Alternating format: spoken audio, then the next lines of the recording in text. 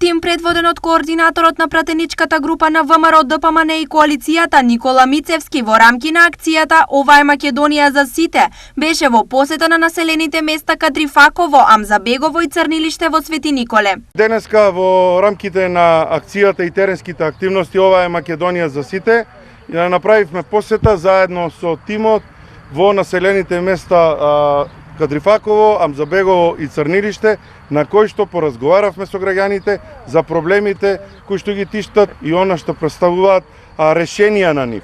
Мицевски додаде дека граѓаните се на работ на екзистенцијата, а централната власт ништо не им помага, ниту им ги решава проблемите. Од луѓето слушнавме и се уверивме во она што веќе го знаевме, дека луѓето живеат на работ на екзистенцијата, дека проблемите со кои што се соочуваат не се решаваат од централната власт и единствениот спас во моментот е локалата која што во рамките на своите можности им дава поддршка на сите активности.